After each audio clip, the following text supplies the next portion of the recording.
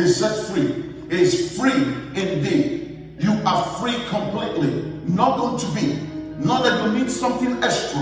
Not that you need special sacrifice. The sacrifice that you need to offer is to accept Christ and offer a sacrifice of thanksgiving and praise and worship God with a new song in the name of Jesus Christ. Hallelujah, Lord. Hallelujah, Lord. It is God's way of treating us as if we have never sinned. This is what grace has done. As if we have never sinned. Your past isn't the past. And there's no more shame here anymore for you. We all in the past have been spiritually bankrupt outside of God's grace. When we were lost or in the things of the world, we were spiritually bankrupt. No matter how rich, you see the rich people today, in the sight of God, I tell you the truth, they are bankrupt. Because you see that when you have Jesus Christ, you have accepted the grace of God or you've not. Because like the story of the Lazarus and the rich man, Lazarus in the bosom of God, Abraham, and the rich man that has it all. When that day comes, the both of them their fate was decided. The rich man found himself in the other side, and Lazarus was in the bosom of Abraham, where Jesus wanted them to be. And I pray in the name of Jesus Christ that you don't take for granted this grace of God that is given to you. Because grace is extended or being extended to you. It's not a license of I wanted to go in and do whatever I wanted to do. I wanted to sing today, I wanted to love tomorrow. It's not for that. For by grace you are being saved. It costs God. Take note of this. Everything. The woman that was caught in the act of adultery, Jesus said, sin no more. Sin no more. From this moment, sin no more. God extended his grace. God extended his mercy, his unmerited favor to you. Sin no more. Decide from this moment to follow Jesus Christ. God is calling everyone. He's calling us back to the heart of worship. He's calling us back. You who, yes, naturally you're here, but spiritually your spirit is somewhere else. It is time to come on in. Come before the Lord. Come before the throne. Come with your heart. Come to worship the King of Kings. Invite the Lord God in again in the name of Jesus Christ. Because if God truly lives in you, hallelujah, Lord, you'll find that it is easier for you to praise. It didn't mean that the enemy will not come with heavy burden. It didn't mean that there will be no situation. It didn't mean that there will be no trial or tribulation. But Jesus said, I have overcome the world for you. I have overcome the world for you. Remember what he has done for you in the name of Jesus. Buried, your sin have been buried. And when he resurrected, your sin has been removed from you in the name of Jesus Christ. He is alive. He is justifying you from all those things that the enemy is making you to feel, or the life you used to live. You are new creation in the name of Jesus Christ. Praise be to God. It's a hard message, and I understand why today the many churches and all that, we don't want to talk about things like this. We wanted to give message as if I'm your Dr. Phil or Dr. something. No, there's no one who is able to make you whole. There's nothing that we can offer if we don't offer you Jesus Christ. And we can offer you partial truth, or we can offer you the whole truth. The whole truth, nothing but the truth. And the truth is, without Jesus, you are nothing. With Jesus, you can make it. Without Jesus, you're nothing. So what are you today, and what are you going to decide? You're going to still tempt, and you're still going to walk in that. God does not tempt people. God loves you.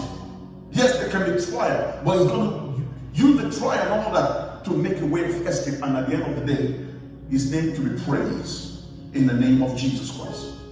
Hallelujah, Lord. Glory be to God. Thank you, Lord. No matter how bad our choice may seem, we've never beyond the reach of God's grace.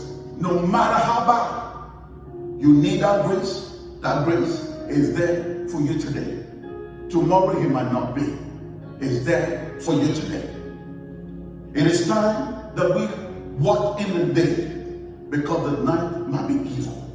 And the night that is coming, we don't know what it's going to be like. But this is the day that the Lord has made. This is your moment. This is your chance. This is your hour.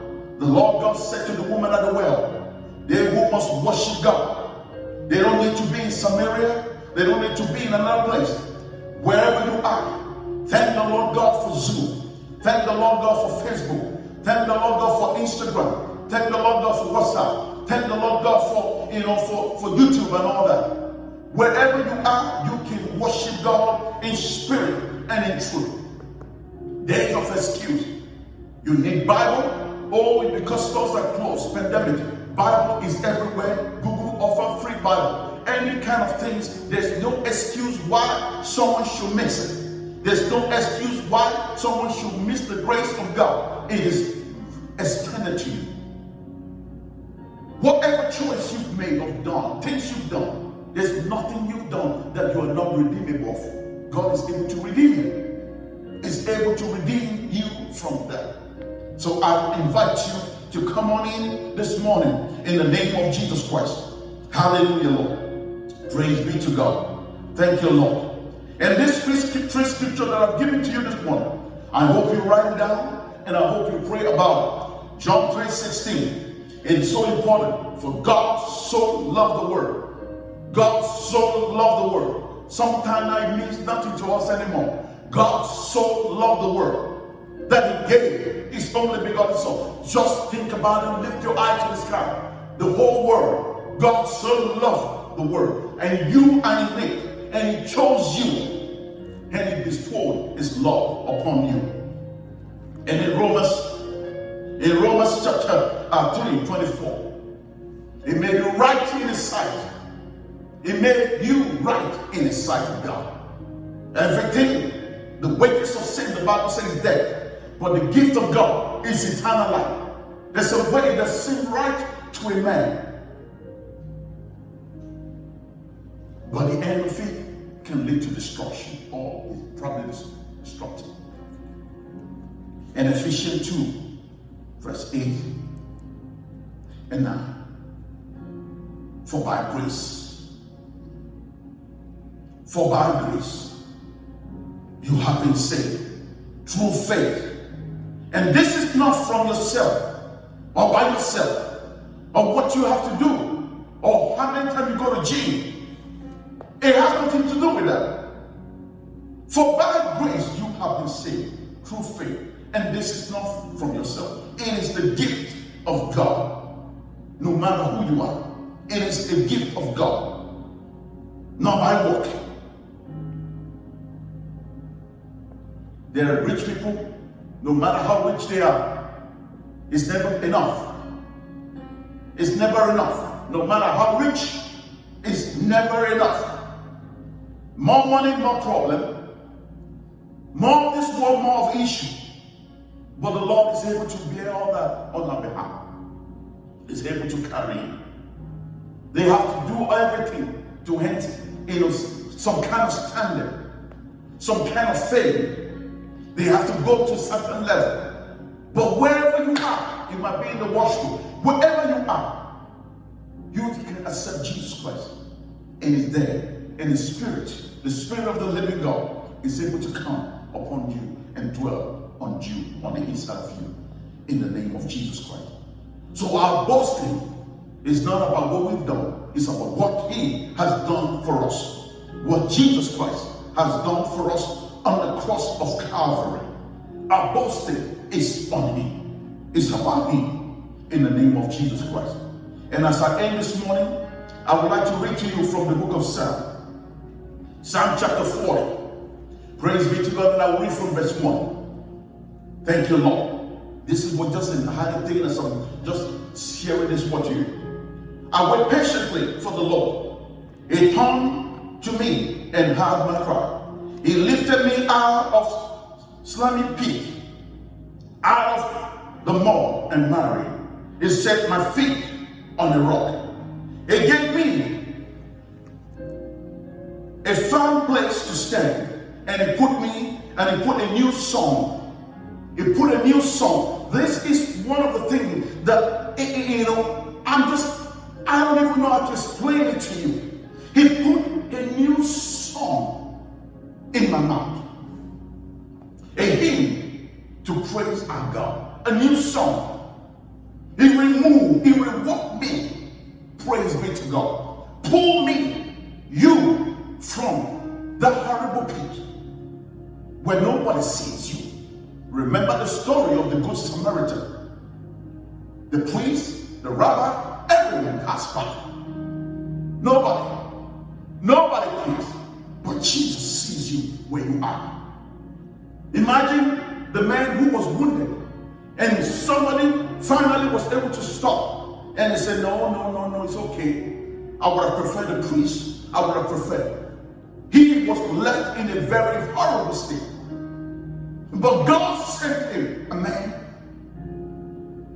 that nobody would even see as he came ordinarily. And he reached toward this man, took him up, took him to a place where he can be treated, pay for his bills. Jesus Christ pick you up, wash you with his blood, died on the cross for you, pick you from that horrible pit, pick you up from where all the people are picking on you.